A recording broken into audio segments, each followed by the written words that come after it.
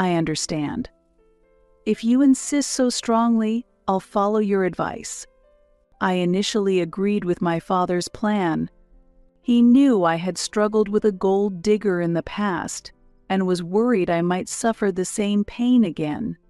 Following my father's advice, I decided to tell my husband the truth in a year. In the meantime, I chose to work as a mere clerical worker. With this background, I rose and Kevin submitted our marriage registration. A year has passed since we got married. I still haven't revealed the truth to him. The reason is clear.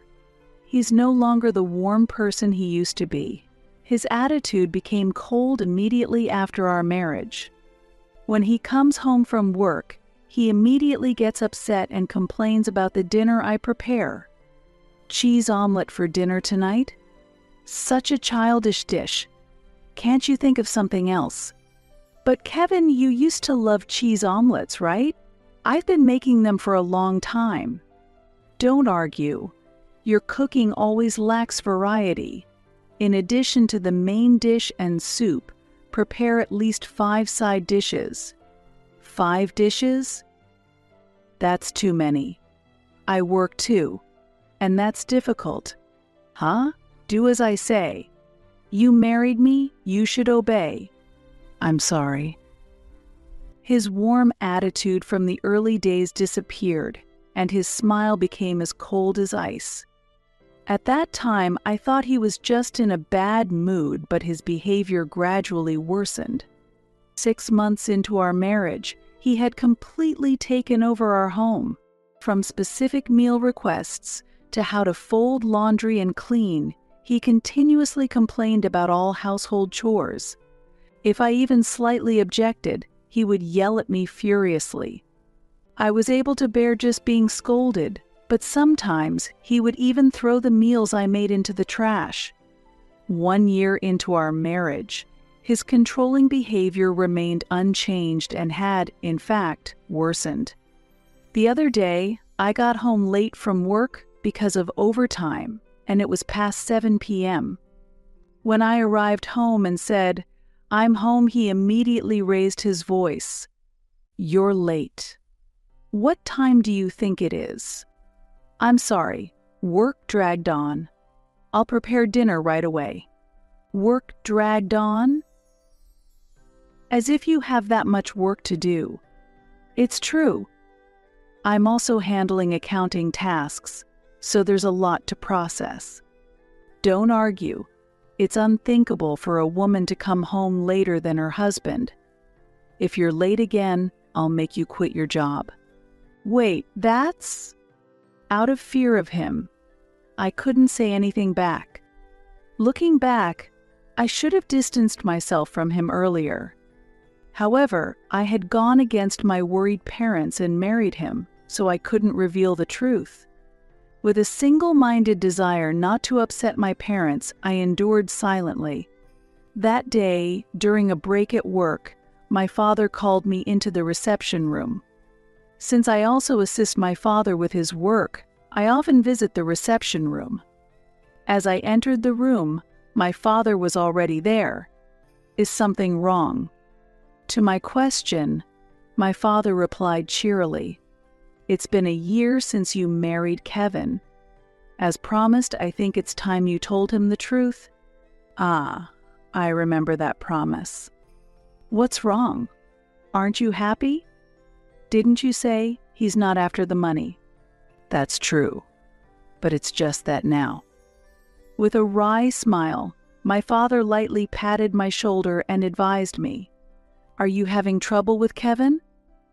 Well, you're both still young, and it's early in your marriage, so these things happen. It's not a fight. Don't worry. Your mother and I used to argue a lot too. But as you can see, we're happily living together now. You'll be fine too, Rose." "Yes, maybe you're right, Dad." "Huh? Is there something else bothering you?" "No, it's okay. I just might want to talk about it after some time has passed." Ha ha ha. Don't be so down. marital disputes are common. My father seemed to think that the troubles between us were just minor spats. To avoid worrying my parents, I have never discussed my husband's issues with them. This has led my father to mistakenly believe that we are doing well. Come on, make up with Kevin soon. With those words, he left the room. Left alone, I felt a deep pain in my heart from emotions I couldn't suppress. I had married Kevin despite the concerns my parents had. I could never tell my father about the rough relationship with Kevin. However, if I don't say something, misunderstandings might arise. I need to somehow maintain my relationship with my husband so as not to raise any suspicions with my father. And if possible, I want to improve our relationship. That night, aiming for an important conversation with my husband, I left work on time and waited for him to come home. As soon as dinner was ready, he returned home. I immediately brought up the important matter. Kevin, there's something I need to talk about. Huh? I'm tired, though. There's something I need you to listen to. We are a couple, right? I want us to have a more enjoyable and equal daily life together. Equal? How? What are you talking about? There's no way you and I are on the same level. He grabbed my bangs and pulled them up forcefully. Ouch! A cry escaped me, but he did not loosen his grip. Watching me struggle, he continued his words slowly, as if taunting me. Listen, I did you a favor by marrying you. You should be grateful that I married someone as unsophisticated and clumsy as you. Did me a favor? Kevin, you said you loved me, didn't you? You actually believe that. I pretended to love you because you're docile and easy to use like a housekeeper. That's not true. All you need to do is quietly do as I say, housekeeper. With those words, he pulled my hair and drew me towards himself. From that day on, I decided not to expect anything. It seemed unlikely that I could have an equal relationship with him. However, I couldn't worry my parents, and divorce wasn't an option. Gradually, I lost my appetite, and I began to live my days as merely a housemate with my husband. One morning, I woke up feeling extremely lethargic. My head hurts, and I'm feeling chilly. When I took my temperature, it shockingly read 105 degrees.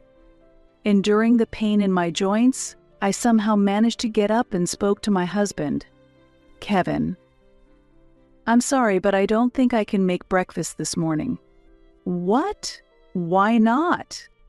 I have a fever of 105 degrees. It's too painful to move.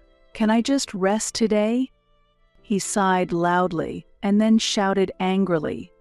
Unacceptable to skip work just because of a fever. Get to work now. You're useless. Please forgive me. I really feel terrible. Shut up. What an excuse. A housekeeper defying her master. Please, just let me rest today. Please. He clicked his tongue and harshly slammed the door as he left the room. At that moment, I noticed my hands were trembling and my body was freezing. I clearly understood how much I was being driven into a corner. If this continues, I will likely break down both mentally and physically. Both my mind and body will break down if I don't do something about it. I need to take action somehow, but I can't think of a specific way to do it. I tried to search for solutions, but the dizziness from the fever made it hard to concentrate, and my thoughts were scattered. Perhaps due to the prolonged state of tension, I fell back asleep without even realizing it. Hours later, I was startled awake by my husband's loud voice. Hey, how long are you going to sleep? You're so useless. Kevin. It was already dark outside. Although the fever had slightly subsided, my body still felt weak and my head ached. Yet he didn't hide his anger and took it out on me. "How many times do I have to tell you? Why are you still sleeping?" "Tell me what?" "I emailed you to prepare drinks and snacks because my boss is coming over." "Wait, you know I was feeling unwell today, right? Why would you bring over your boss then?" "I thought we'd have a drink at home." "It's for my career advancement. Get up and get things ready right now." "No, I can't. I'm still in my pajamas and I'm not feeling well." "Shut up. Hurry up." He pulled my arm, forcing me to stand in the kitchen and then rush to the entrance where his boss was waiting. "I'm sorry to keep you waiting." "Please come in." From the entrance, I could hear my husband's cheerful voice. "Are you sure it's okay?" "At this hour." "Isn't it a bother for your wife?" "She's not my wife, just a housekeeper." "A housekeeper?" "Yes, sort of a housekeeper and wife situation." "Please don't worry about it." As he spoke, my husband led his boss into the living room. In my pajamas, still without makeup, I greeted him in embarrassment. "Nice to meet you. My husband often speaks of how much he appreciates your support. I apologize for my appearance." "Ah, I'm Manager Powell. Sorry for dropping by unexpectedly." "Please don't worry about it. I'll prepare some drinks right away." As I headed back to the kitchen, harsh words from my husband followed. "Come on, start cooking already. You're really useless." "I'm sorry, please wait a moment." "If you have time to talk, you should be moving your hands. I specifically invited the manager, so don't embarrass me." "I'm really sorry." "I apologize, Mr. Powell. The housekeeper here is truly hopeless." The manager sat silently, looking uncomfortable. As I carried the drinks and snacks, my husband continued to complain. The moment my husband went to the restroom, Mr. Powell, the manager, spoke to me. Unable to ignore him, I hesitantly responded to his question. "Yes. How can I help you?" "Oh, yes. You are Miss Sanders, the daughter of President Sanders, aren't you?" "My last name used to be Sanders." He was referring to my father when he mentioned President Sanders. "Yes. How do you know that?" "I once visited your father's company for business purposes and met you there. I remember you served us coffee that time." I usually assist with business meetings at my father's company, serving coffee and being introduced as his daughter. And Mr. Powell was one of those business associates. I knew that my husband's company was a partner company of my father's business, but I had not yet told my father that my husband worked at the company where Mr. Powell was employed. While glancing towards the restroom, Mr. Powell continued in a whisper. Is your husband always like that?" "Yes, unfortunately." "I can't believe it.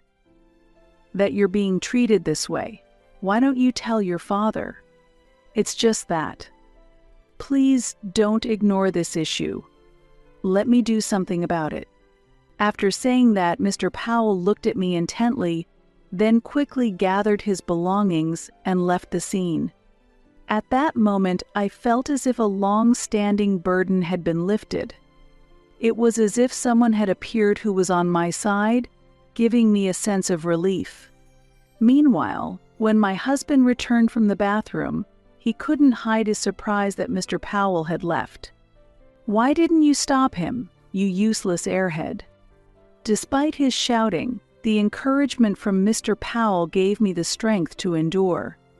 A few days later, I was summoned by my father and went to the company's reception room. When I entered the room, there was Mr. Powell and my pale-faced husband. "Wait, why is Kevin here? And Mr. Powell too?" I was confused and couldn't grasp the situation. In the tense atmosphere, My father began to speak with a stern face. "I've heard everything from Mr. Powell. You've been treated terribly by Kevin, haven't you?" "Yes, that's—" "I understand. You were keeping quiet so as not to sadden me, weren't you, Dad?" "Mr. Powell, thank you.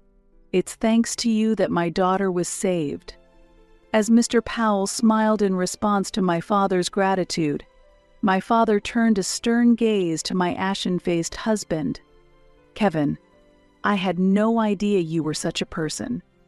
I shouldn't have allowed my daughter to marry you." "Wait, please." My husband tried to counter in a frightened voice. "I had no idea your father was our business partner, and that you were the president's daughter." "Shut up. Are you saying you would have treated Rose better if you had known? You are truly the worst." "No, that's not it. There are circumstances." "There are no circumstances. I plan to discuss your actions with the president of your company. I've known him for a long time. Please forgive me." My husband knelt down, tears streaming down his face.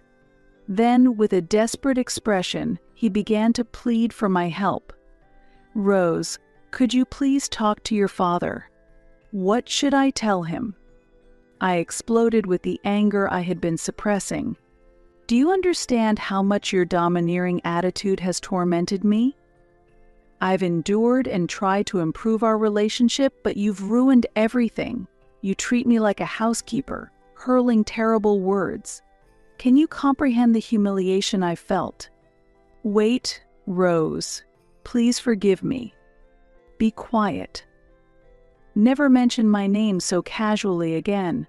No matter how much you apologize, I can never forgive your past actions. Whatever difficulties you face in the future will not affect me at all. It's entirely your own doing. Understanding this, never show your face to me again. Please don't appear in front of me ever again," I declared firmly. In that moment of exploding anger, my husband crumbled, weeping and engulfed in deep sorrow. Mr. Powell firmly grasped my husband's arm, apologized, and quietly left the reception room. This was the catalyst for our decision to divorce. After my father explained the whole situation in detail to Kevin's employer, Kevin lost his job. Kevin had a history of poor attitude at work, and this behavior directly contributed to his dismissal. The firing was entirely justified, so he received no severance pay. After the divorce, he moved back to his parents' home, but having been fully informed of all circumstances, he was ostracized by his family. Currently, he is working long hours in a factory with live-in accommodations, leading a very harsh life. Because he also has to pay alimony to me, his financial situation is even more strained. As for me, I have moved back to my parents' home after the divorce. There I am putting all my efforts into settling my mind and rebuilding my life. While focusing on work, I have significantly recovered mentally. I keep in regular contact with Mr. Powell, and we maintain a supportive and good relationship. I haven't thought specifically about remarriage yet, but in the future, I hope to build a new family with a partner as understanding as Mr. Powell. When that time comes, I will be ready to create a positive chapter life.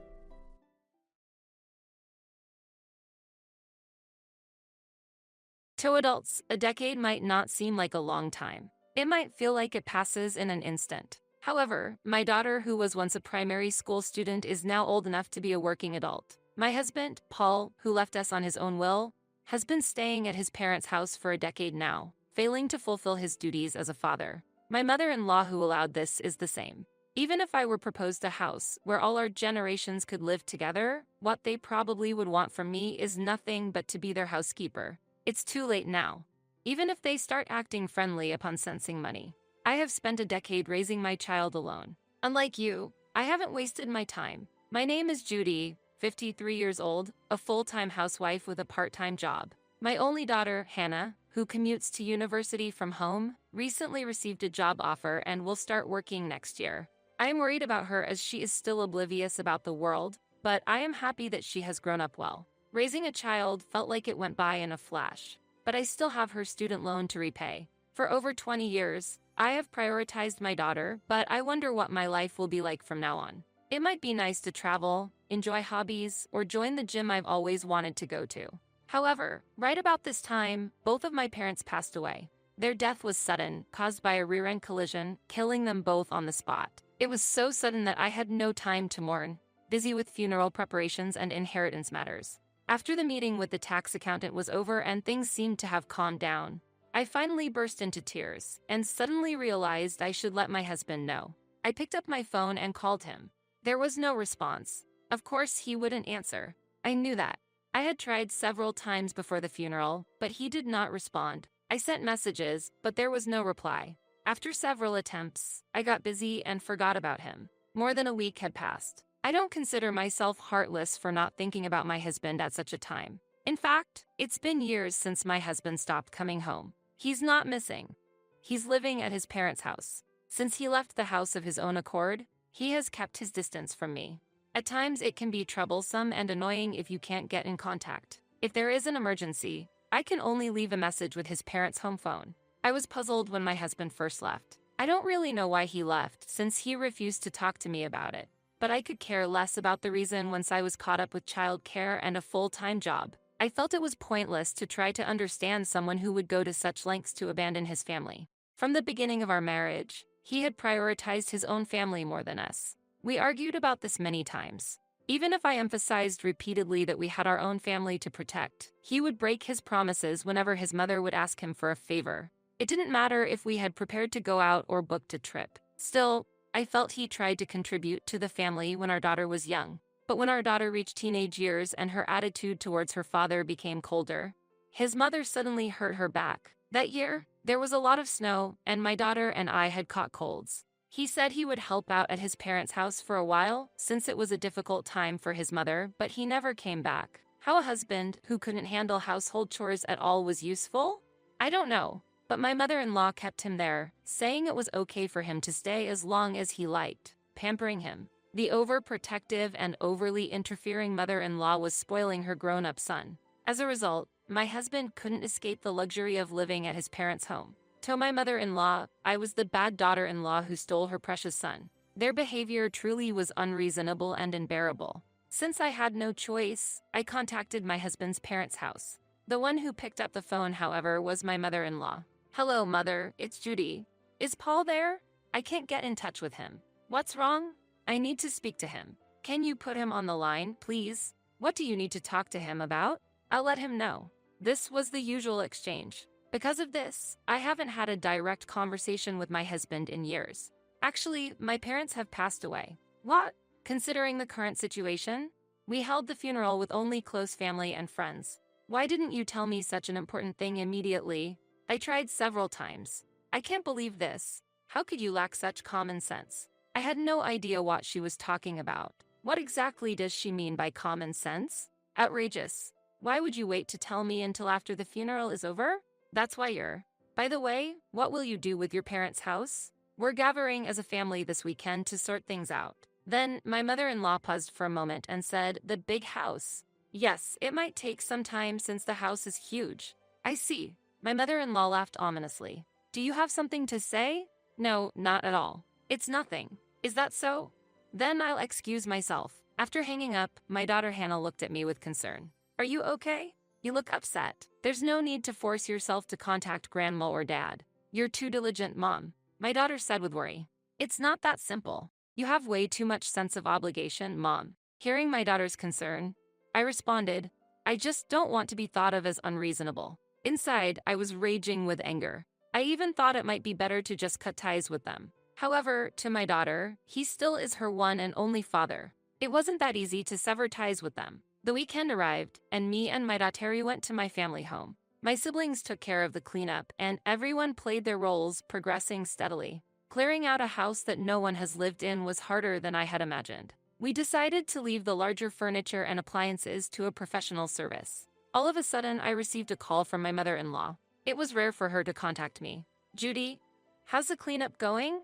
Is everything all right?" My mother-in-law asked cheerfully. It's as if she had some good news. She continued, "Actually, I'm busy with something urgent right now and won't be able to make it today. Sorry for that."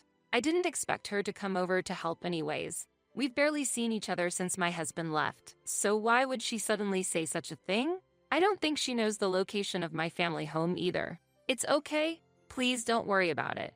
Don't be shy. We're family, so it's natural to help each other out. Is this some strange twist of fate? Normally self-centered, my mother-in-law seemed to show some sort of understanding for the situation. I decided to genuinely accept her feelings. By the way, when you said you're tidying up the house, you mean sorting through belongings, right? Yes, there are so many things, and it's quite a hassle, right? It must be difficult to be surrounded by so many things. Yes, especially with dresses and artworks. It's really challenging when there are items that we don't know what to do with them. I see. That sounds wonderful. I started to feel cold as I caught a glimpse of my mother-in-law's true intentions. I was a fool to think she was genuinely concerned. How could she possibly have been concerned with not being able to help? Is that all you wanted to discuss? Actually, I was genuinely curious as to how much your parents left you behind. What? Well, it's my turn next, after all. I just wanted to know, merely for reference. That varies from one family to another. Well, yes, but it wouldn't hurt to tell me a little, would it? I couldn't contain my irritation. During the 10 years we haven't met, did my mother-in-law grow old and become more audacious and greedy?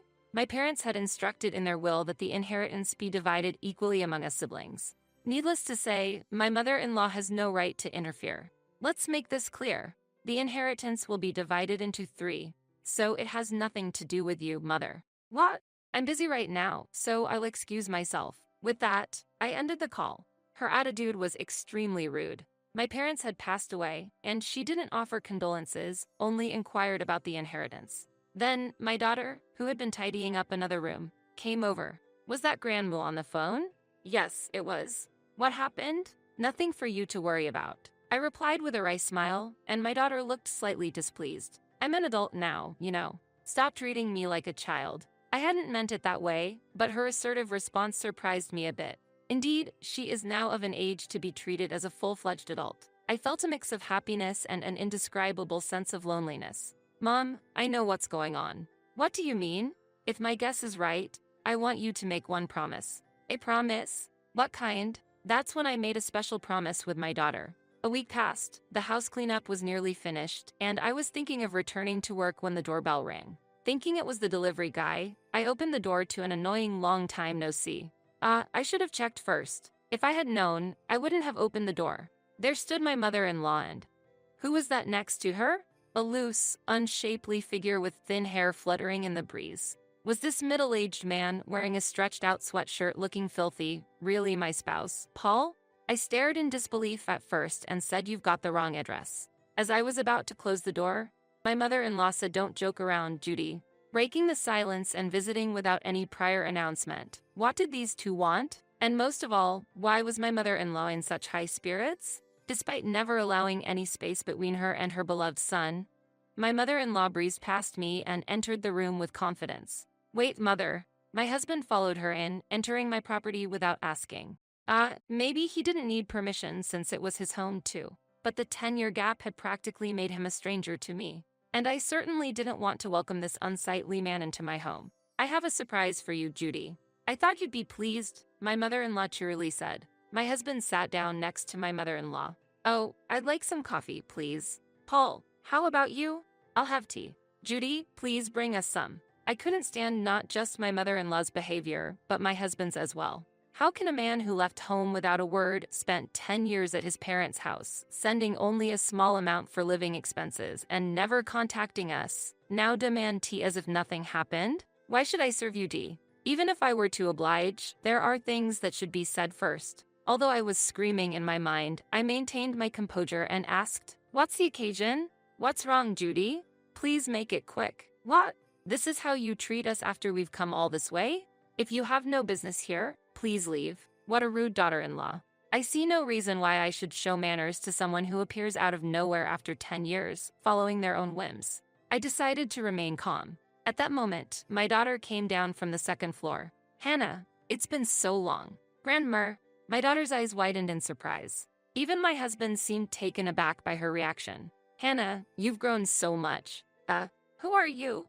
It seemed she didn't recognize the man next to her grandmother as her father. Understandably so, since the last time they saw each other was when she was in elementary school. What do you mean? It's me, Dad. Wait, Dad?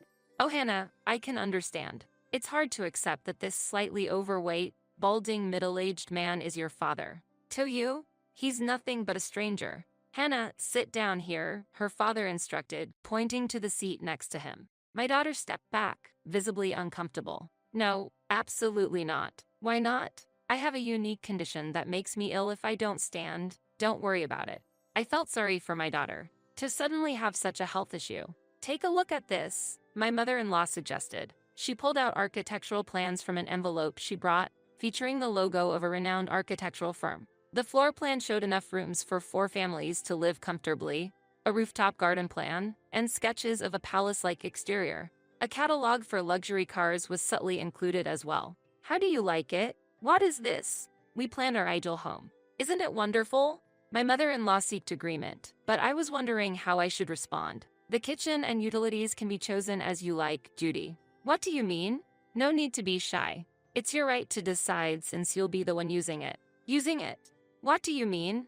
I recently realized we should live together as a family, and since we just happened to get some money on our hands. What timing, don't you agree? That is. I don't know the specifics, but how does that involve me? We're family, aren't we? I believe family possessions should be shared. I couldn't grasp the details, but it was clear to me that my mother-in-law was going out of control. Desperate to turn the situation around, I turned to my husband. What do you think? However, in response to my question, they just exchanged looks and nodded silently. Then, my mother-in-law whispered something to my husband so I couldn't hear. It's as if a secret meeting was taking place. My husband finally spoke up. Seems like it's time for me to return home. Confused, I let out an unintelligible noise. What? With the $3 million we inherited, I'm thinking of building a 2-family house to live there with my parents. My mother-in-law nodded smugly. Isn't that a great plan? Hearing this, my daughter couldn't hold back and exclaimed, "Did you hear that?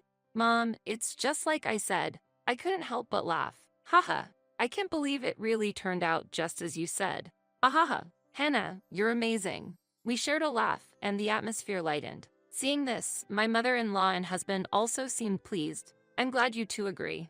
True. The construction date is already set, and all that's left is to pay the down payment. My daughter confronted the two, who seemed to be misunderstanding. You're completely wrong. Grandma, Dad, don't you think you're being a bit too oblivious? Huh? Even if you say you want to live together, I absolutely refuse to take care of the two of you who have troubled Mom for years. Surprised, my mother-in-law exclaimed, "What? Mom, I won the bet, so keep your promise." My daughter said energetically. All right, I responded. Hearing our conversation, my mother-in-law asked, "What do you mean? What promise?" Grandma, it seems like you can't tell the difference between what belongs to others and what belongs to you. So we bet on whether or not Grandma was after the inheritance. Huh? What does that mean? If you could tell the difference, you would long have told Dad to go back. You would have told him to go back to his own home. But you yourself said that families should be together. I wonder whether you know what place was the right place to live, yours or ours? It was my husband that raised his voice next. Truth is, I left this house because of you two. My daughter and I looked at each other. We couldn't understand what he was saying. I would have forgiven you immediately if you had just apologized. I was waiting for just one word from you both. Wait, you lost me. What do you mean? You told me to leave, Judy. I simply couldn't recall. There's no way. I have no memory of telling my husband to leave. Have you really forgotten? That cold, snowy night, when I came home tired from work, you told me to leave the house. That night when it was snowing? Trying to remember, a faint memory came back. That day, despite Hannah and me being bedridden with a cold, you came home without buying anything and asked, "What's for dinner?" So I just asked you to dine out, to hold on to such a trivial thing for years. It felt like all the strength drained out of me. How stupid. Was that really what happened? Yes, that's why I'm confused. Even so, why did you leave it like that? It's your fault. I tried to contact you many times. You and your mother as well. My mother-in-law smirked with a hint of guilt for not relaying the messages. Apologize and I'll forgive everything. Wait, I should apologize. Let's forget about the past and start anew. Let's reconcile as a family. Hearing this, my daughter couldn't contain her laughter. Dad, didn't you know? Know what? Mom has been preparing for divorce for 5 years. What? The promise with my daughter was to get divorced. If my mother-in-law was acting out of greed for the inheritance, it was a sign of endless troubles ahead, prompting me to make my own decision, including her wish for me to carve out my own future. Having her support, I truly felt relieved. It was like shedding a heavy burden off my shoulders that I've been carrying for years. Don't joke around. Do you think you can just submit a divorce application unilaterally? Calmly, I retorted to my husband's anger. Long-term no contact and separation are sufficient grounds for divorce. What does that mean? Didn't you know?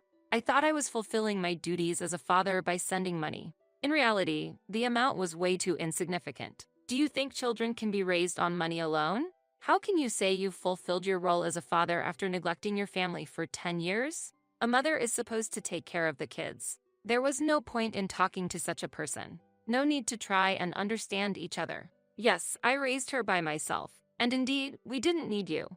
Work, school events, pickups, preparing lunchboxes. Looking back, it was indeed challenging. Even when I was sick, the husband I should have been able to rely on was absent. Your presence was and will be unnecessary. What?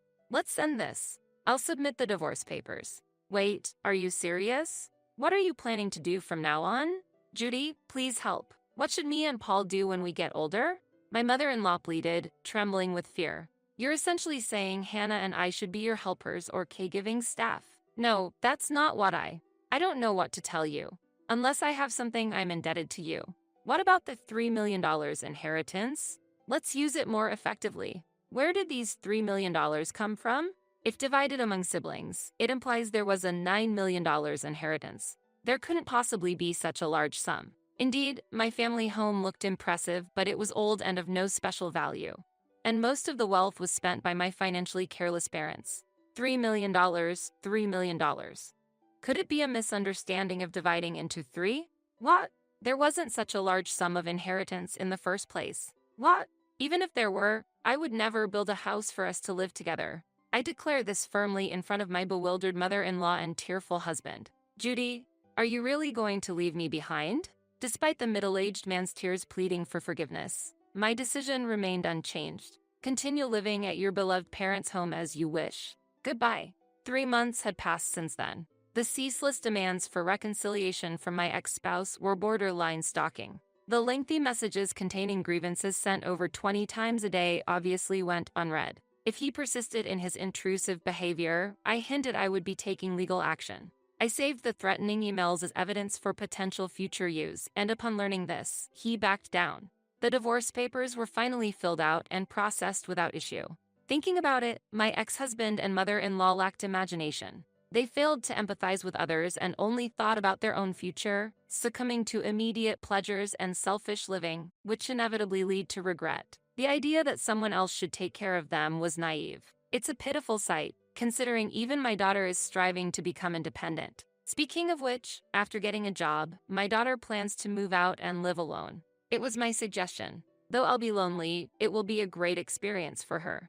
Understanding the value of money, time, and family requires actual experience. Since she'll live nearby, it's not like she'll be left to struggle on her own. I'm always ready to support her and wish for her to grow into a responsible adult. As for myself, I've been offered a full-time position at the company where I was working part-time. After the task of raising a child somehow came to an end, they strongly recommended it. I'm very grateful for the opportunity to become a full-time employee following the divorce. I'm currently diligently studying to get a certificate. I'm excited about this new journey. When I shared the news with my daughter, she said, "Mom, you're like a new employee, just like me," and we laughed together. Time flows equally for everyone, but how we spend those 10 years varies. There will be enjoyable times and moments when things don't go as planned. Maybe after another 10 years, some conclusions will be reached. I plan to live freely like my daughter wished for me.